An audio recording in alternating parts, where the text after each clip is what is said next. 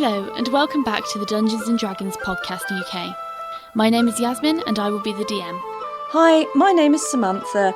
I play Elora Greyvale, and she is a sorceress from the province of Nephalia. Hello, I'm Colin, and I play Cuin de Greymont, a paladin from Thraben in the province of Gavany. Hi, I'm Ryan. I play Ogvar Shawfort, a goat-herding, mushroom-seeking ranger from Kessig. Hi, I'm Rick, and I play Otto, a spring sage from Hanweir, sworn to the land, wandering the plain and setting wrongs to right with his ursine companion, Bojo.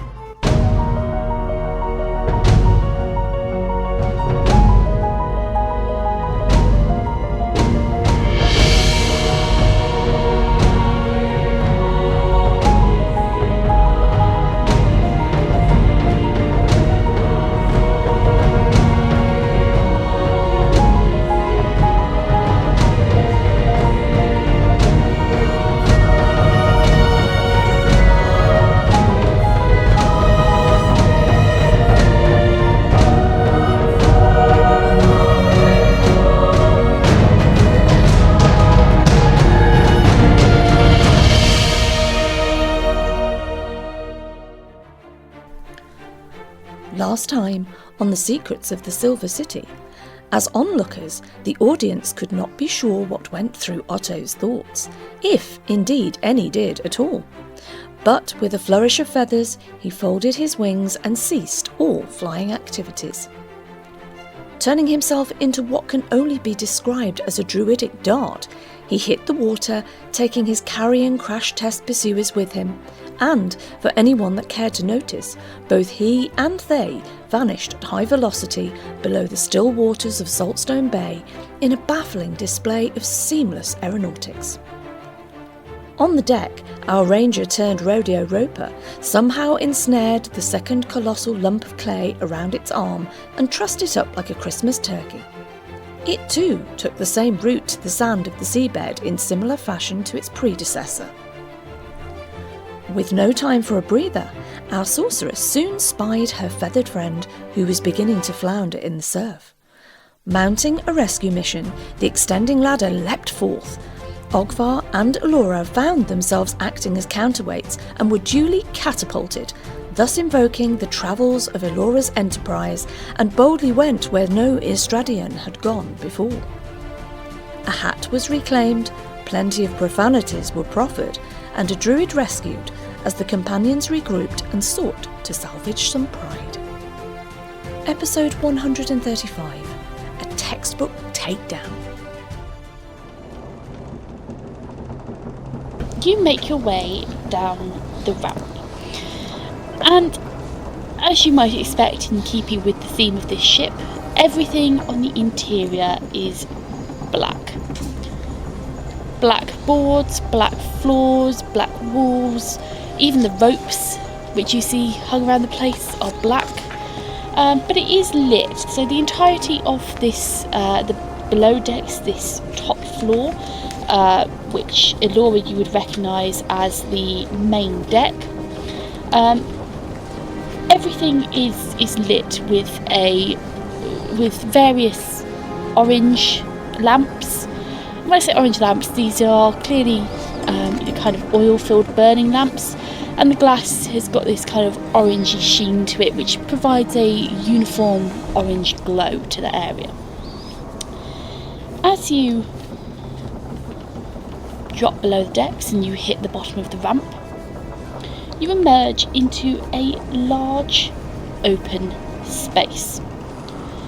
There is you can see where the mast runs through the centre of the ship, and you can just see so directly ahead of you you can see a wall. It's probably a good 50 foot away from you. There is a wall. You can see a door leading into it. Quite a big door. It looks quite posh, quite affluent in its design. However, it looks old and tired, battered and beaten. You can all make me a spot check as well.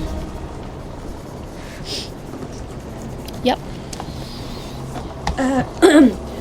When Cuin looked down the ramp, before, you said there was a green glow, but there's no mention of one now. Green glow. Apologies. It's green then. It's kind of a bluey green illumination rather than orange. Apologies. Okay, thank you. Well, for queuing, that's a nat 20 Ooh, plus a 6. excellent. Good job. Ogvar rolled a 7 plus 11, which would be 18. Excellent. Is this spot, yeah? Yep. Otto. Otto has also got a natural 20 plus 18 for 38. Oh, Jesus. Okay. Nice. And this is really not Alora's visit, because she's just rolled a nat 1 plus 7 for an 8 in total. Oh my God. No to nat 1. I know, yeah. I did bring the dice toilet. Better use it. You might just flush yourself at this point. I know. Okay, so as you look, obviously you can see this ahead of you. I will just say before I describe anything further, behind you, if you turn around and look behind you, you can again see kind of like a 50-foot space and then another wall at the other end, and this time with 2 doors in it. Probably a little less affluent looking, you'd say. But looking at this door as you go ahead, this door was at the back of the ship. You can see, with the exception of Laura, who you're probably rubbing your eyes, they're smarting a bit, you've got salt water in them, they're burning, it hurts severely. You can see that although this door is very ornate, very affluent looking, it's old, battered, but you can also see Ogvar, Otto and Kewin that the door has various scratch marks in it that look relatively new. Are these scratch marks centred around the hand? It just seems to be generally all over the door, and actually the more you look around, the more you see these scratch marks everywhere. They're up the walls. The centre mass looks like it's been clawed at quite viciously. And the floor also has claw marks, but you'd say that might be from movement over the floor rather than a deliberate clawing. But it looks like the central mass is being treated as a scratching post in a sense. Can Ogvar look at it? Can you see, like, sort of, is it like one big claw or like a paw, or like a how many scratch marks per scratch mark? If you know what I'm saying. 4. 4. Okay. Yeah. What do you think, Kewin? You seem to be the local expert on all things demonic, as much as anyone is. Well, hold on. Kewin's going to move up to the door and he's going to get on one knee and he's going to detect evil. Okay. So, you detect evil through the door. Whatever is behind there is evil. You get a strong sense of an evil aura. Well, I can positively say that whatever's behind this door isn't very nice. I'm getting a very, very strong evil feeling from it. So, how do you want to proceed? Do you want to check the other 2 doors first? Kewin. Or just go straight in this one? Can I just clarify?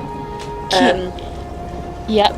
The single door in the wall with the scratches in it is 50 foot away, and that is towards the bow of the ship. The other wall behind us... Yep. Yeah. So the other door behind us is towards the prow end, the front end, with 2 doors. There are 2 doors, yes. Okay, thank you. Okay, so Kewin, make me a listen check, please. Oh, this is what I could have done with the 20. 12 plus 1 is 13. Okay, and make me a spot check as well. Still considerably better than my efforts. That's 19 plus 6, 25. Okay, Nice. that's pretty good. So, with a 13, as you are stood by the door, calling back, so you're being quite loud here, you're calling back towards the others who are 50 foot away. You hear sounds behind the door.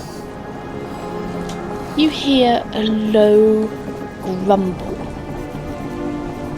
Small clicking sounds. And then,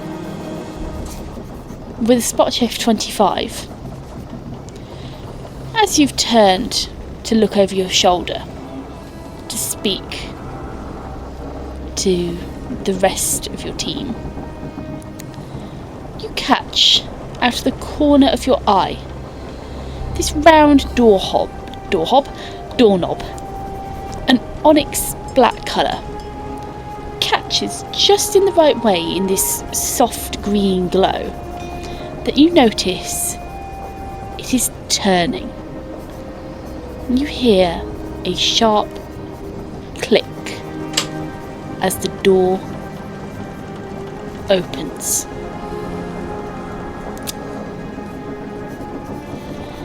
Everyone, roll initiative. Always. Can I borrow your D20? I'm not rolling that today. Garbage mine, in case your bad luck rolls up onto I them. left my other D20 over there. you go. I didn't. Hang on, I've got it here. Do you want a spare one? Oh, I've got it. I've got one. I'm moving to this one. Oh, God. Right, rolling initiative, are we? That's 16 plus 2. Okay, so 18. Kieran. Fucking God. That was it. Yeah, Avacyn above. Ogvar has rolled a 3 plus a 6, which is going to be 9. Okay. And on my other D20, I have rolled only a 7 plus 8 for 15. And Otto has rolled an 8 plus 1 for 9. 9. And let me just get some other rolls in here. The rolls. What? Okay, so Rolls. Eric Plural. does terrible, rolls a 2 plus 1 for his initiative, so that's a 3. Okay, and give me 1 second to get If I swing my cloak at it now, because my cloak's wet, will it come a bit sharper? The old towel. The wet towel flick. Yeah, that's the one, yeah. It's only got to be damp, Cloak lad. attack. Yeah. It's no good if it's wet, it's got to be damp. Tie a knot in it. Hang on, I'll just wring it out a bit more. Okay.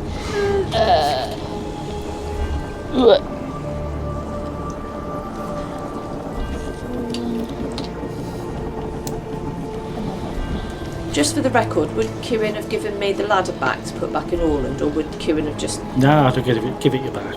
I mean, You'd I have given it, that's yeah. right, just checking where it is, that's all right, that's fine. I thought you'd lost your ladder privileges. Oh, With I'm that. surprised Orland's Yeah, still you- with her. I don't think you're allowed to be the ladder monitor anymore. oh. Well, the thought was there, the idea... Last I don't time think there was she any thought. endangered Orland was on the mine carts, wasn't it? Yeah. And then he subsequently said, "Get off me! Leave me alone!" and went to Ogvar. Yeah. Well, he's just going to have to get over it. Shit happens. Nobody plans it that way. It was a good idea, just poorly executed. Yeah. She was a bit panicked. I She was just desperate to get him out. Okay, let me just get a So you quick joined him? order down. Yeah. Sorry. Kieran, what is your dexterity modifier? 2. 2. Okay, and...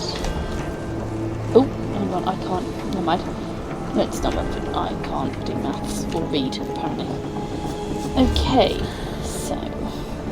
Rick, can you roll me a d10, please? I can. Make it good. 2. Fair enough. Is that good enough? Yeah, that's fine. Otto and Ogvar, what are your dexterity modifiers? Sorry. Dex mod is +3. Otto? Mine is +1. Okay, cool. Thank you. Kieran, as the handle turns and the door creaks open, you see a small, almost childlike in size, clawed hand. This kind of deep red colour, like rusted iron mixed with blood, appears around the edge of the door, pulling it open. Ahead of you, as the room is opened up, you see 6 large dog-like creatures with short rust red fur and claws and teeth as black as soot. They are currently in various states of rest, lying down, sitting, all surrounding one larger hound, which sits like a ruler over the pack. As the door is opened, they turn to you, their eyes a glassy reddish orange, and begin to rise. You now have a surprise round as combat begins. Slam the door!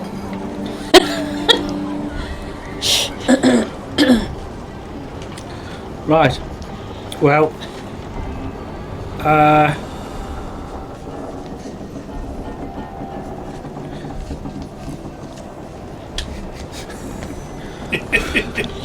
I can hear him thinking. Kewin is gonna go, guys, right, and he's gonna cast Divine Favour, his second one, on himself, Okay, and that's the end of my turn, isn't it?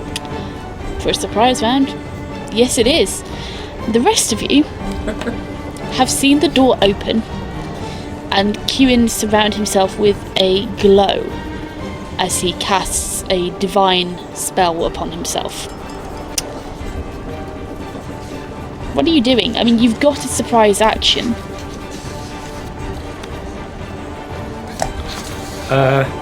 Well, this little claw. So the door's open. Yep, I can only see dogs. yep. I can't see the person who opened it. You can see a clawed hand around the edge of the door, but you would assume that whatever's opened it is behind the door or shielding itself with the door. For a bit further context, the room that this opens into, from a quick glance, obviously you're not going to get any details from a quick look around, but in that moment you can say it's perhaps 25 foot deep, and it looks like there's been kind of straw, hay kind of chucked in there. It's dragged across the room, and effectively at the far end you've got this one large hound, and surrounding it, almost kind of perched atop it, you would assume like a bale of hay or something, and then around it on the floor, on the hay on the floor, you can see these 6 other dogs kind of in clearly resting poses. But yeah, the door's just opened, clawed hand around the edge, and that is what you see. Well, Kewin he's cast Divine Favour on himself, and then he's going to take his action to retreat. Okay, yeah. Full. Yeah, you can bug out. Okay, so are you retreating kind of like halfway into the main room, like kind of 25 foot back? How far are you going? Yeah, 25 foot back. Okay, so Yeah, yeah. so So you're at like the quarter point of this room. Okay, so the rest of you, Yeah. you've seen him cast a spell and then retreat backwards.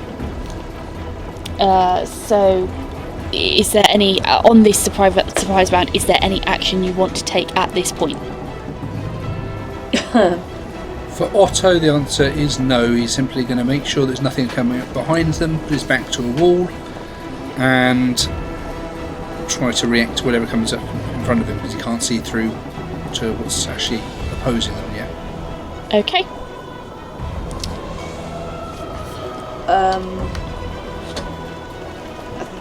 think Allura would probably prepare.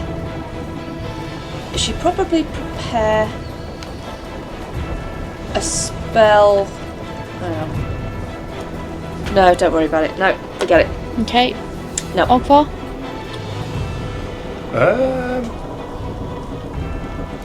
Yeah. Okay, seeing that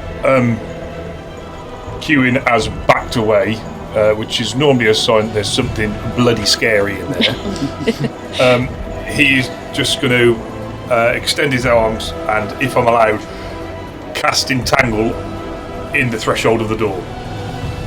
Ooh. Okay. Actually, there is something that Allura would do. Yeah, If I can have that. 1 second. Let me just... Sorry. Yeah, okay. We'll go for that, yeah. It is quite... It's a first level spell. It's 40 foot. 40 foot per level, so it would be just 40 foot. Okay, and that you just kind of in the doorway, or... Yeah, so, well, more coming into the room, so if they want to come out of the room into our area, they've got to move through it. Okay, so... Sure, 50 foot away. It's 400 foot range, so we're good. Oh. So you've got... Okay. So it's 40 foot in radius, width... Is that radius, is it? 40 foot radius, so it's... Yeah, so sort of centre it on the door so it goes into them a little bit and out, so we've still got a bit of room to party. Okay, just... Centred on Not doubting you, but just... and the room's 25 foot. Not doubting you, but just double checking it is radius and not diameter. Does say radius, yeah. Okay, cool, so that's... That's in a 40 foot radius spread. Yeah, okay, so you can have... Well, you're going to basically get the entirety of that room and then 40 foot into the room, which means, Kewin, you're also going to be inside it. Yep. Put it in my 10 foot. Okay, so... 20 foot, 15. So yeah, you can cast Entanglement, Ogvar. What effect does that have upon cast?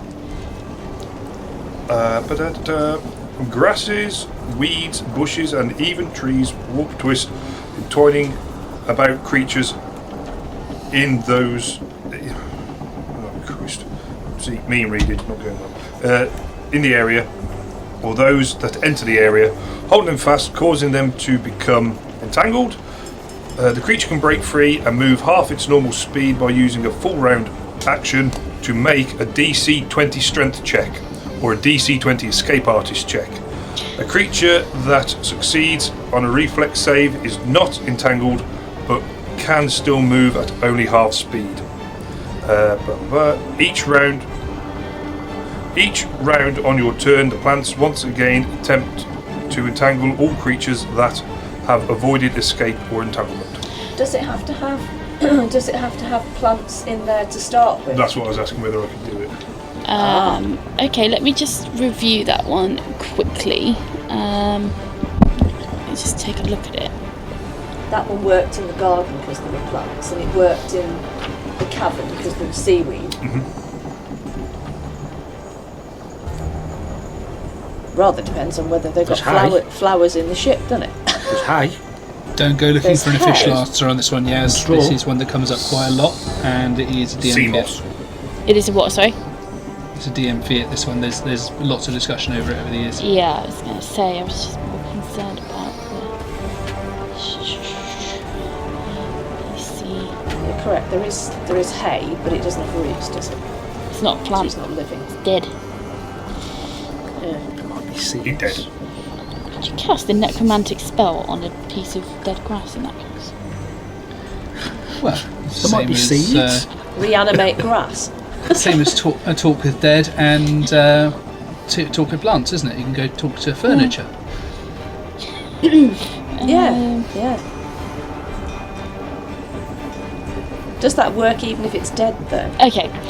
Because I talk with Dad. Okay, so I'm going to say, ruling on this one, because there aren't any live plants within the radius of the casting, that's not going to be possible. Okie dokie. No problem. Elora, what did you want to do?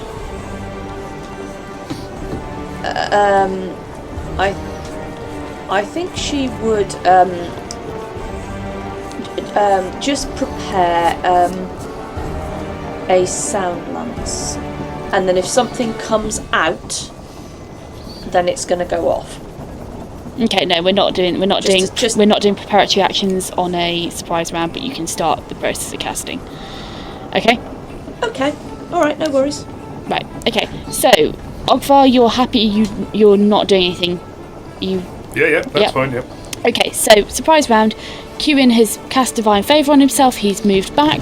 Otto, you've pressed yourself against the wall and checked behind you to make sure there's nothing coming behind you. Elora, you're in the process of starting to cast a Sound Lance for when it comes up to your turn in combat. And Ogvar, are you going to kind of knock a bow or... Yeah. So you just get ready. Yeah, so you prepare yourself, you knock an arrow. Okay, so at the top of the round, the hounds begin to move. You hear the sounds of them getting up, rising to their feet, and you see the first one appear in the doorway. And the rest of you, Eric, Otto, Ogvar, and Elora, can all see this creature. It's the size of a large dog, very large dog. Again, kind of brown, rusty iron, red fur, very short, black claws, black sooty teeth, and these kind of blank, glassy red eyes. So, top of the round, cue in, and this is now counting as the first round of combat. Okay. Right.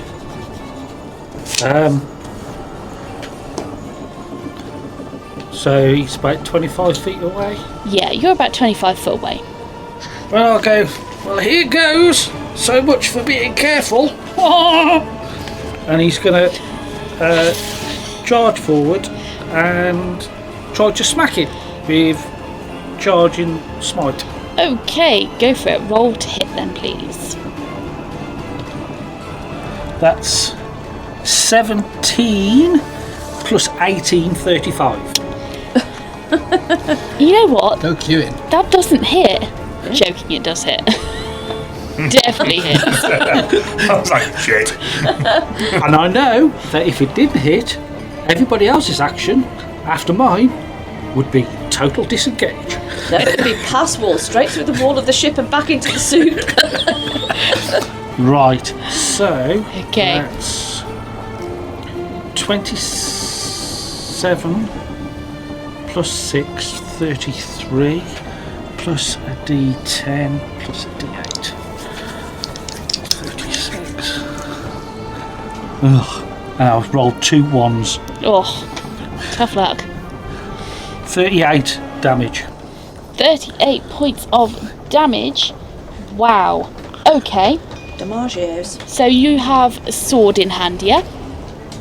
Sword and shield. Bastard sword, yeah. Okay. So you charge. You will see Kewin square himself up, and you just look at him. You know, the caution has gone out the window. So you see him charge towards the first beast in the doorway. The shield on his arm comes up, bashing its chin into the air as he buries his sword through the soft underbelly of its chin, and you see the tip protruding out of the top of its skull. You see the light, it makes this kind of soft churring sound, this kind of churring sound, as the light leaves its eyes, going black, and he withdraws his sword, its body slumping to the ground, dead. That's one down.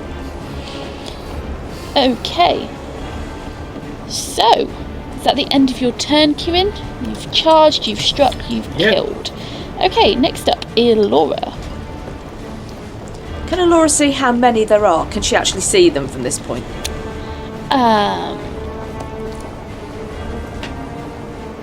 No. Because I guess she stood 50 foot away, isn't she? No, you're not going to be able to see them because this is like a standard door frame, so it's less than 5 foot wide. It's like a standard kind of normal door, so you're not going to be able to see. And Kewin is also now in the doorway himself. Right, so she can't see anything at all at this point. No, you've seen the first one die, but you can't see anything else.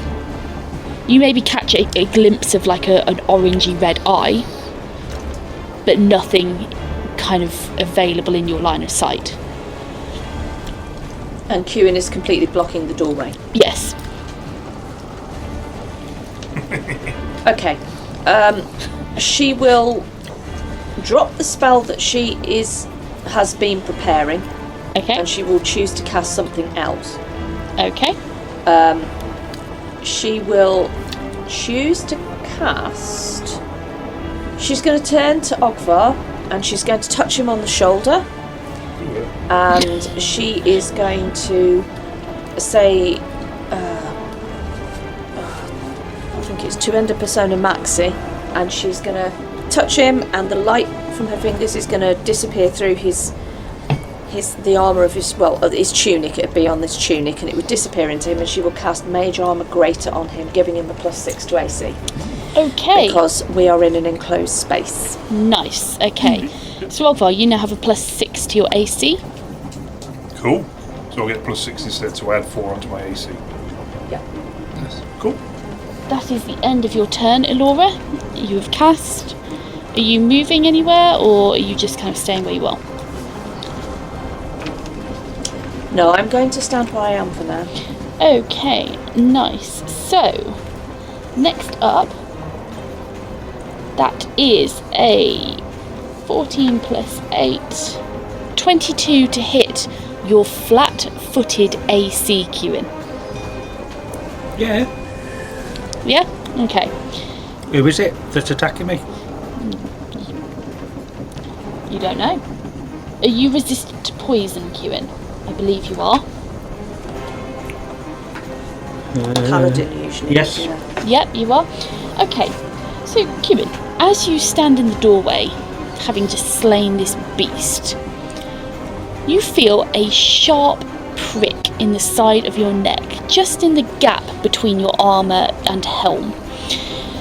As appearing into view, flickering, its form flickering as it becomes visible, you see the owner of this tiny clawed hand. Roughly, how high did it say? Roughly 2 foot in height and flying, the creature has stuck its barbed tail into the juncture of your neck, dealing a measly 1 point of damage as you feel the poison it would have delivered be burnt off by the holy aura that pervades your body. It chitters at you and disappears, once again turning invisible. Okay, so next up, Ogvar. You would have all witnessed this creature flicker into existence, attack Kewin, and flicker back out of existence as well. Well, that's going to make things rather difficult. I'm still guessing Kewin is in the doorway with no clear line of sight to anything else. He's like a large metal bath plug, yes. Yeah. Fair enough. Okay. Ogvar will sort of like move to one side of the room then. So move to the opposite side of the room from the ramp, which I don't know whether that's left or right. Left, yeah. So Yeah. Okay. So I'm on the left-hand side of the room. Yeah. And wait for an opening. Basically, if I can't see what's going on, I'm gonna have to sort of just call it at that, I think. Okay, yeah, so you move to the one side of the room, trying to get a better angle, better position. Yep, that's good. assuming that's the end of your turn. Yeah, I'll go for yeah at the moment, thank you. Okay, so Otto, you're up next. Okay, seeing Kewin is acting as said bath plug, there's not a whole lot I can contribute here, so I am going to back myself up and, for once, hold my stick in readiness in case this invisible creature comes nearby, and if it does, if it appears, I shall try and try very hard to thwack it. Okay, excellent. You're holding it kind of baseball bat style. Yeah, that works, yeah. Yeah. Just try and find myself a corner to press myself into. Okay, yeah. Okay, so next up in the round is Eric. So standing relatively close to you, Otto, he would tap you on the shoulder and cast protection from evil, Oh, I like this. giving you a magical barrier within a distance of a foot, gaining a +2 deflection bonus to AC and a +2 resistance bonus on saves, applying against attacks made or effects created by evil creatures. And the barrier will block an attempt to possess the warded creature, and there's a couple of other effects. Third spell prevents bodily contact by summoned creatures, so a couple of nice effects for you there. Thank you, Eric. Appreciate it. He nods at you. Okay, so next up in the round is you hear a low, deep grumble emanating from within the room, sounding like shifting boulders. Very deep, very bassy. And that's all you're going to hear. So, top of the round, next up is the hounds. So, 2 of the hounds queue in. Actually, no, let's go for 3 of the hounds are going to attempt to rush at you.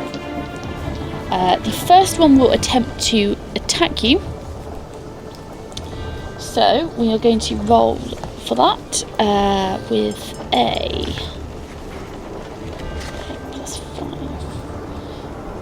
+5. Natural 20, so confirm the critical with a 6 + 5, 11, so that's not going to confirm the critical. No, okay, so it's just a normal attack. And it comes at you, teeth out, dealing full 8 points +1, so that is 9 points of damage, and then a further 4 points of fire damage as its teeth sink into you, and this kind of yeah, go on. and this kind of hot, very hot kind of belchy fire appears from its throat, almost searing the wound. So how many points in total that was? So that would have been 9 + 4, so 13. Okay, while that one is occupying you and is busy occupying you, the other 2 will attempt to, so it's going to bite you and effectively force you back a couple of paces as well. Meanwhile, the other 2 will rush through past you into the room itself. One of them is going to come for you, Ogvar. Okay. So with a 2 + 5 for a 7, it is most certainly not going to hit you. It is going. Okay, that's good. Yeah, it's going to try and snap at you, but it's almost kind of got a bit too excited and almost skidded past you in its enthusiasm. The other one is going to come for you, Elora, with a a 5 + 5 for a 10 to hit. No, that's a miss. Okay, so it doesn't do any damage, as again that one too kind of snaps aimlessly past you. So next up we have you, Kewin.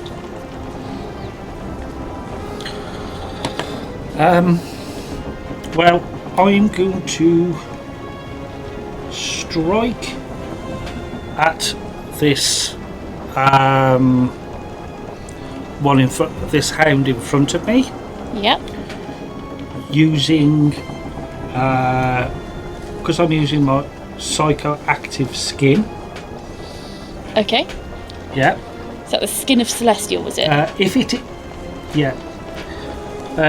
it's evil, I get a plus 10 damage if I hit. Ooh, okay. Okay. Yep. So. Roll to hit.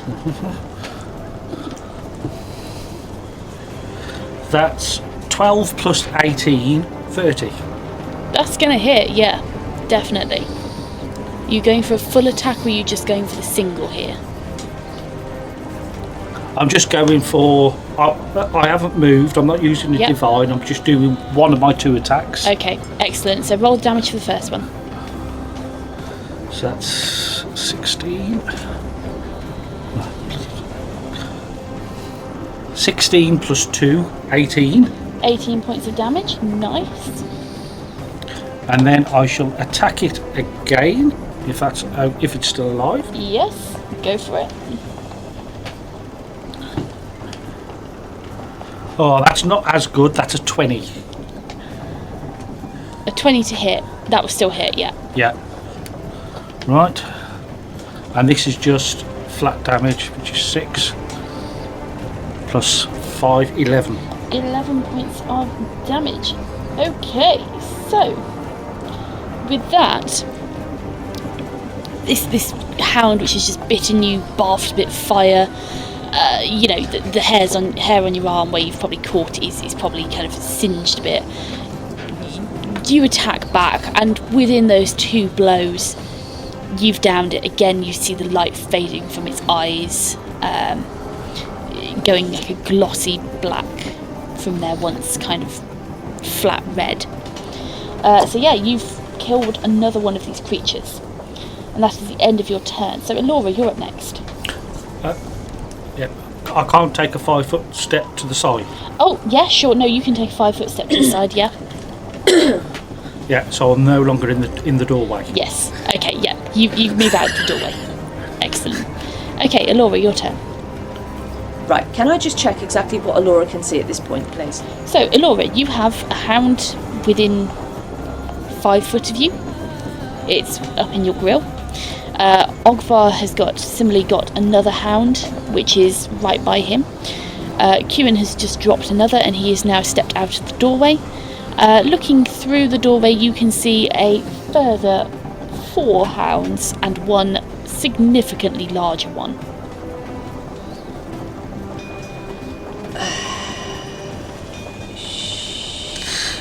It's right in my grill, isn't it? Oh yes. If you cast it, it's going to get an attack of opportunity. Can I cast defensively? Yeah, you can cast defensively.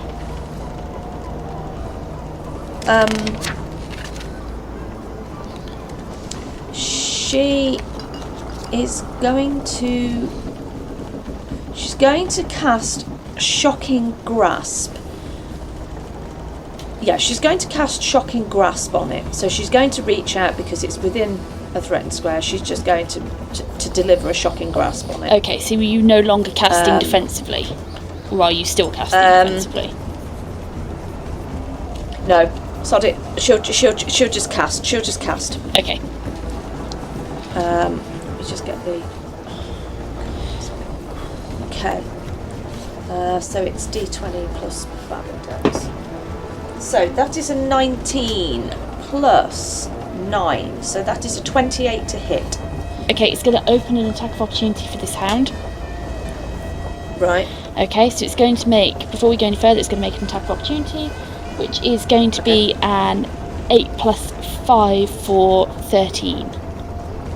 No, that's a miss. Doesn't hit. Okay, so you're fine to carry on. So a 28 to hit will hit. Okay.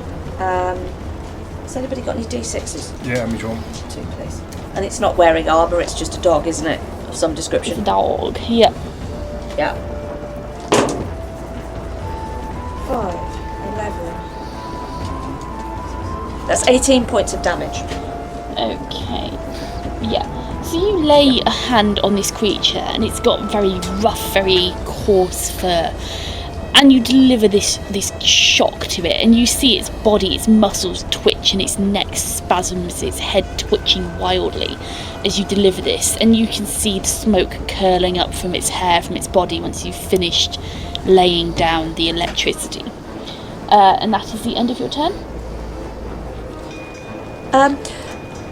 She will reach back to the side of her backpack, and she's going to pull off the butterfly net, the short handheld butterfly net that she's carrying, and she's just going to carry that in her offhand.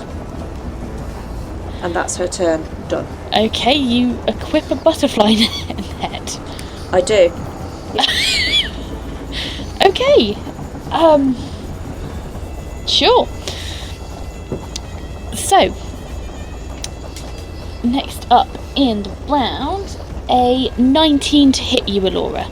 That is a miss. Okay. That's My nice. current AC, because I have mage armor cast, is 20. Okay, nice. So, Laura, as you stand there, having just dealt this grasp and equipped your butterfly net, you feel something go whizzing past your face. You feel the air current skim across your nose, but you don't see anything. Okay. Can I get an attack of opportunity? You don't see shit, no. Okay. Okay, so next up is Ogvar. What are you going to attack? The breeze? Okay, so right. So am I within a 5 foot of a nasty dog? You are within 5 foot of a nasty dog, yes. Okay then. So if that is the case, I will use a swift action to translocation 10 foot away. Okay. Instant teleport. Yep. Dart back a further 10 foot to grant me skirmish ability, and I will shoot at the doggy. Please. Okay, yeah, sure, let's go for it. So roll to hit. Okay. A 14 plus 15 is 29. Is a lot. Is going to hit, yes. Okay. And that's going to be Roll your damage. 6, 12, 17, 18, 19, 20 points of damage on the first attack. Yikes. Nice. Yeah. And then take a second attack, please. Yep. And that's going to be a 16 plus a 10, which would be 26. Go on. Is that second attack part of a full round attack, is it? No, split BAB. Yeah. So when you want to, so I think this is probably something which I haven't caught previously. If you want to use that split BAB, that requires a full round attack, which means you take no other action within your round other than to attack. So the reason why Colin, occasionally I'll say to him, Fetch you out, can't yeah. have that second attack, is because he's moved, so he can't use the full round to take the split BAB. Yeah, no worries. Yeah, makes sense. Yeah? Which is why I spat the one without using anything. Okay. This is really going to slow things down, No? Go for it. but the skirmish attack says that every attack on your turn, you get to add skirmish attack, but to get skirmish attack, you have to move 10 foot, so they cancel each other out then. So, to use both attacks, you can't move, but to get skirmish, you have to move. It's one of them, isn't it? No, so you will still get the skirmish on the first one. It's just that, so the skirmish is an And extra. he doesn't get, but to get skirmish, he has to move 10 foot. But if he moves 10 foot, he doesn't get a second attack anymore. No, he only gets the But one the- attack. But as it's written for skirmish attack, it says to all attacks, implying it can be applied to more than one. Yes, so there are obviously certain instances where you can get round the full attack. So, for example, I think the one which springs to mind is like a flurry of blows. It's one... Haste perhaps as well. Oh, a haste, yeah. There were certain ways that you could make that work. So, in a way, I would possibly also rule that if you use the translocation anklet to move 10 foot, you have moved 10 foot, but it doesn't count as a movement. It's a swift action. So you've moved 10 foot, and then you can apply the skirmish on it. if that. Is that because the anklet, you're not actually making the move, the anklet is moving you? Yeah, I would say so. So, in that sense, the way I would rule it, personally, is if you use an item which moves you X amount of distance, you have moved X amount of distance. That is, if that is a swift action, you've moved that distance, but you haven't used your movement. So if you want to then do a full round attack, you've still moved the 10 foot because you've physically moved. It's a magical item. Yeah, so it's that magical effect. So I would rule that if you said, right, I want to move 10 foot with the anklet and then do a full round attack, you will still get the skirmish because you've still moved 10 foot. However, if you move 10 foot and you attack, you get the skirmish damage applied on the one attack, but because you're not taking a full round attack to fire off 2 shots, you obviously don't get a second shot. So if you'd have only translocated 10 foot, you could have used your 5 foot skirmish, step. Yeah. and then you could have used Second your step. second attack. Yeah. But obviously Yeah. you didn't know that. So. It's basically magical movement, isn't it? It's Yeah. not physical movement that you're making yourself. Yeah. Yeah. Okay. I'm very confused, but Okay, are you happy with that, or do you want to go over it again, or? we'll just keep things moving. Yeah, let's just keep moving. Yeah. Okay. Right, so you release the first arrow. You release the arrow and it strikes, doing 20 points of damage. And yeah, you can see that the arrow has sunk deep. It's in like kind of the neck juncture. It's in a pretty significant spot, and the creature looks significantly hurt by this. So it's at the end of your turn. Yes, please. Yeah. Okay, so Otto. I am going to ready an action to cast a spell. Okay. The trigger will be if any creature comes in contact with Hewin, Okay. and the spell will be Mass Snake's Swiftness, which will allow everyone within 20 feet of me Yep. to either get a ranged or melee attack. Ooh. Okay. What's nice. it called? Mass Snake Swiftness. Mass snake swiftness. Okay, Just so looking at that for my next level. currently within 20 foot of you would be Ogvar, Elora, Eric, and yourself. So I would need to move closer to Hewin to make that happen as well then. Okay, yeah. So you're gonna push out a little bit further down the room to encapsulate everyone. Yeah, good. You can do Yeah, that. it does expose me, but it makes a lot of sense. Yeah. Okay.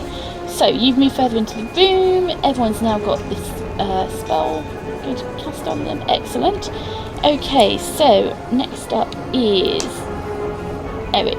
Eric is going to strike out with a ray of frost. So let me just pull up the deets for that. Okay, so he's going to target the one which is after you, Elora. He casts this ray of frost. 18 plus his spell modifier, 21 to hit, so he's definitely going to hit on that one. Nice. So he casts a ray of frost, and that is going to be 2 points of damage to the hound attacking you, Elora. So you see this kind of ray of jet of cold spread out from his hands. It strikes the creature in the hindquarters, and you can see kind of the icicles and frost forming along its backside on its rump. It yips and yelps from this. Okay, so next up is you hear a loud bark, very deep bark, not a little puppy yip, a very deep booming bark from in this room. And hurtling out all at once, you have the remaining 2 hounds. One of them is going to attempt to attack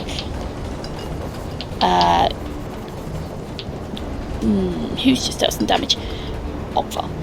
Another one is going to attempt to attack you, Ogvar, Okay. with an 18 plus 5 with a 23 to hit. 23 is my AC.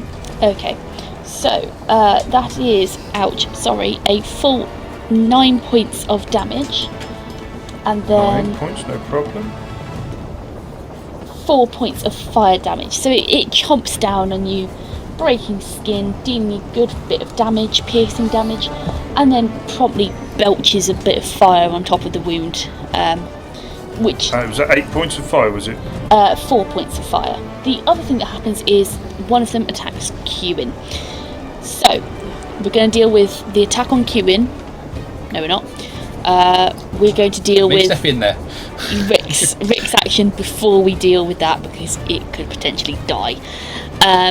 Okay, so as this creature lunges towards Kewin in an attack, this triggers Rick's spell. So everyone gets a ranged attack. I'll take our mass snake swiftness, and yes, everyone in range and within 20-foot burst of when a target gets to make either a melee or a ranged attack. Okay, does Marvellous. will this provoke an attack of opportunity for them, or will it be just a free action? No, this is just literally a single attack from everyone. They don't get like follow-up attacks or full attacks. It's just a single attack from each individual. We'll start off with Kewin then, seeing as you're the closest. You get a free attack. 18 and 12. Will hit, yeah. That's 6. Plus 7, 13 on the one that attacks. Okay, 13 points of damage. Nice, okay, so going to Ogvar. Okay, is this all at the same creature, is it? Or is it at a target? Your choice. Your choice. Okay, I'll go for the one that's still, like, chomped. Well, yeah. The one that was, yeah. The one you were beating up before, the one that's just bitten you? The one that I shot at before. Okay, go for it. Roll to hit.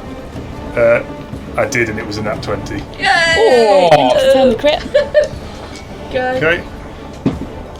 That's not so good. That's going to be a 15 plus a 6, going to be 21. Is going to hit, so you confirm the critical. So you can roll me that damage and... no, is it 3 times the full damage? Correct. 3 times the full damage. Yeah. 3 times the full damage. But you add your modifiers once. Yeah. Yeah, so that's going to be 3 times 8 24. 24. plus 2 26. plus 1. 27. Nice. Ooh. Okay, nice. So you give this hound a unicorn horn as you shoot off an arrow, and it hits dead centre between the eyes, burying deep into the fletching. It twitches and drops dead. Okay. Is that the new hound? No, that's the one he was battering on before. Okay, so Elora, you're up next with one free action. One free action. Attack, rather, sorry.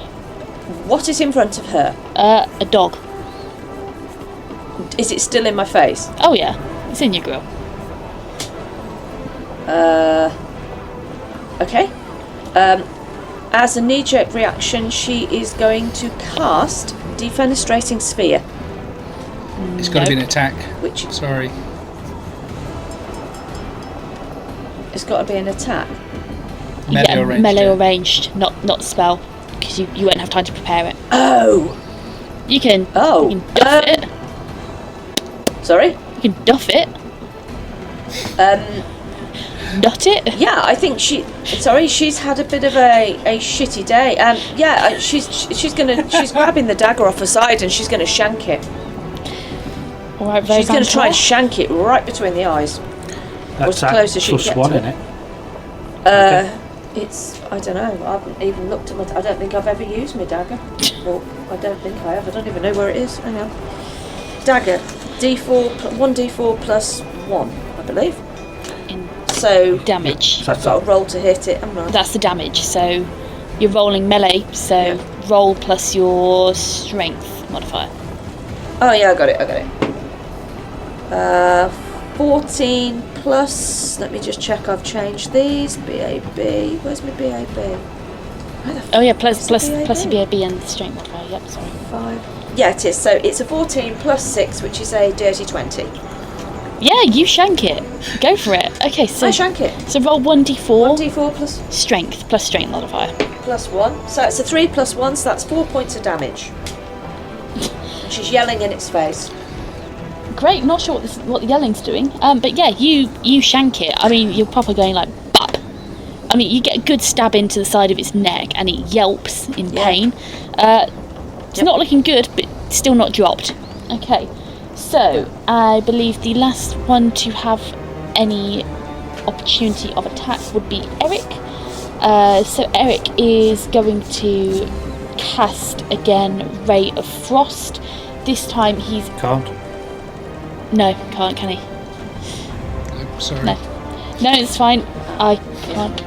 Great. That's what I just did. The spell of disappointment, apparently. Spell of disappointment. Yeah, apparently, yeah. Okay, so Eric is stood by you, Alora, with nothing else to do. He's going to attempt to punch the dog. Fair play. He's got nothing else he can do. He doesn't actually have... He's got some quite large fake jewellery. Does that give him any bonuses? Look at Duster. You know what? You know what? Actually, his jewellery on his hand isn't fake, but it is large, isn't it? Well, what I was going to say is, as a Arm attack. pure joke there, Alora, you can roll me a d20, please, for Eric. Right. That's a 16. Yeah, okay, 16 plus 3 of his strength. Yeah, that's going to be a 19, which is definitely going to hit, as he takes his tome with the large fake jewels and promptly, 2 hands on the tome, smacks the dog in front of you on the head. And as he draws the tome away, you can see some blood clinging to this large fake gem in the middle, and a nice little kind of dent hole in this hellhound's head as it drops to the floor, dead. He's killed it with a book. How much damage did he do? He did I don't know. 4 points of damage. Go, Eric! Oh, what a hero. Yeah, and the hound kind of, he drops and it just limbs splayed as he draws his book away. You see like a bit of blood dripping off the central gem. Okay, so that is the end of the bonus actions, yes? Everyone's had one? You can go back to the dog now if you want. Back to the dog, excellent. So the dog attempting to bite Kewin is going to roll a... 5 plus 5 is a 10. It's not going to manage to bite you, Kewin. Okay. So, next up in the round is Kewin. Descending to the lower level, the team push on with the problem at hand. An eerie blue-green glow bathes the dark space of the main deck and its 3 visible doors, and as the paladin feels evil pervade his senses, he makes his moves to turn the knob and watch the first door swing open. There was to be no respite or restitution to be found in this room, save some fiendish dogs with rust-coloured fur and reddish eyes that roused from some straw strewn on the floor. A warm welcome was never on the cards, a grim greeting from some golems, and now, apparently, some hungry hellish hounds. This was the galleon that was clearly going to keep on giving. The party's day was far from done, and it was time to dig deep and stand their ground. As a war of claws and teeth waged, one by one the dogs were done for. Eric turned to more practical means of dispatch, declaring a war of words on one offender as he busied himself with bashing its brains in whilst whacking it with his spell tome. Join ye crew for anything but plain sailing on the Shattered Moon next week in episode 136. Hey, you made it this far, so lend us your ears for a moment longer if you will. Firstly, we are most humbled that you are enjoying our yarn, and the crew thank you from the bottom of their hearts for your patronage. Producing this podcast is incredibly hard work, and as such, if you would like to support us, there are a few ways in which you could really make a difference. Sharing links to friends and family helps to spread the word so others like you can find us, and in turn they too can enjoy the show. Equally helpful is leaving a 5-star review on Spotify and any other streaming services, which will help us immensely. Or, if you feel you could go that extra mile and contribute a few coppers to keep our creative juices flowing, you can hop on over to our Buy Me a Coffee page or drop us an email. We would all be immensely grateful for your support in any form. Lastly, we invite you to visit our website, where you will find information on our campaign from backstories to settings. Join our Facebook group or follow us on Twitter. All the links are in our episode bios. Don't forget to smash the subscribe and download buttons so you never miss the next episode.